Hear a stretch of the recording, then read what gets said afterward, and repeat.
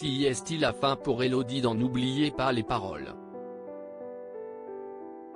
Éliminée ce mercredi 21 décembre du jeu de Nagui, la jeune femme perd aux portes des Masters.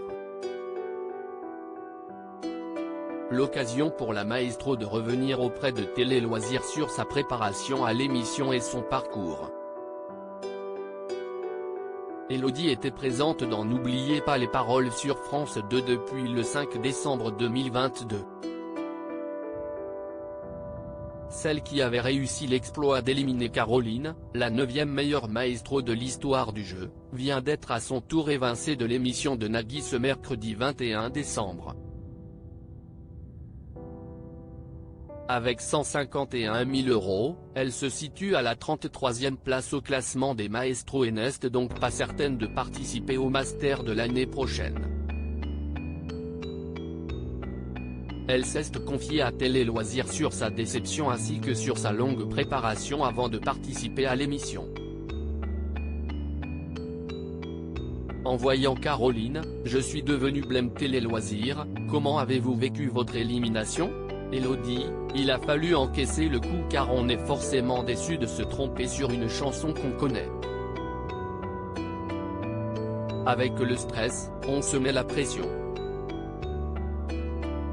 On veut rentrer dans les masters car j'en étais très proche. Mais je reste ravi de ce que j'ai fait car je ne m'y attendais pas. Je pensais perdre face à Caroline. Comment avez-vous réagi en voyant que vous affrontiez Caroline ? Quand je l'ai vue dans les couloirs, je suis devenu blême. J'étais persuadé qu'elle allait m'éliminer. Je me suis dit que j'allais au moins essayer de m'amuser. Quand elle s'est trompée sur une chanson et que je l'ai envoyée dans le fauteuil, j'ai essayé de rester concentré. J'ai eu de la chance de tomber en même chanson sur la Sa Symphonie qui est le morceau de mon mariage. Comment vous êtes-vous préparé pour l'émission ? Je ne peux pas donner un nombre d'heures précis. Je fais beaucoup de playlists que j'écoute souvent. J'ai beaucoup fonctionné à l'affect, quand une chanson me plaisait je la travaillais. Sur les chansons que j'adhérais moins, je les mettais de côté mais en les écoutant de manière passive. Il y a toujours un moment de déclic. Je le prends plus comme une passion que comme des révisions. Je ne me force pas à réviser, je le fais par pur bonheur et pur plaisir. Pendant 6 ans, j'ai bossé les chansons. Depuis combien de temps révisez-vous assidûment ? Je regarde l'émission depuis que j'ai 15 ans avec cette envie d'y participer un jour. En voyant que je connaissais les chansons de mieux en mieux, je me suis dit pourquoi ne pas me lancer ? Pendant 6 ans, j'ai bossé les chansons. Avec le Covid et le confinement, je bossais pour occuper mes journées. C'est là que j'ai vraiment plus travaillé. Ça devenait viscéral, ça prend aux tripes. Je préfère ne pas mesurer le temps, ça reste de l'amusement. J'ai pris les révisions comme une passion. Mon mari dirait le contraire car il me voyait réviser tout le week-end mais je n'avais pas l'impression de travailler, pour moi c'est un moment détente. À quel moment avez-vous décidé de passer le cap et de vous inscrire à l'émission ? J'ai passé 2 fois le casting. Mon premier, c'était tout simplement quand le casting passait à Avignon à côté de chez moi un jour où je ne travaillais pas.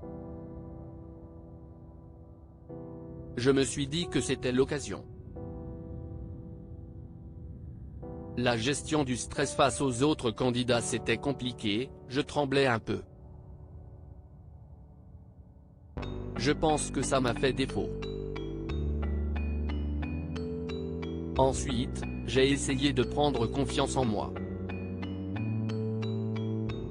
J'ai fait des séances d'hypnothérapie pour gérer mon stress. Ça a fonctionné pour le deuxième casting. Rentrer dans les masters m'aurait mis une pression supplémentaire. Si est une frustration de perdre aux portes des masters? Pas tellement. Rentrer dans les masters m'aurait mis une pression supplémentaire. Je me serais senti obligé de réviser tout le temps et j'aurais perdu ce côté plaisir. Je vais quand même préparer un tour préliminaire mais je ne sais pas s'il y en aura un cette année. Mais même sans le tour préliminaire j'aurais continué d'apprendre, juste par plaisir.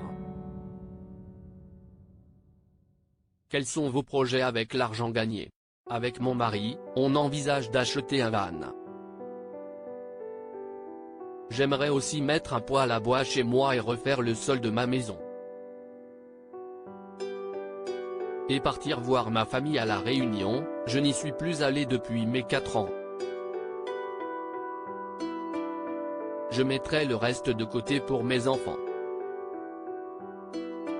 À lire aussi, une petite pause serait la bienvenue. Magali Ripoll évoque le rythme de N'oubliez pas les paroles.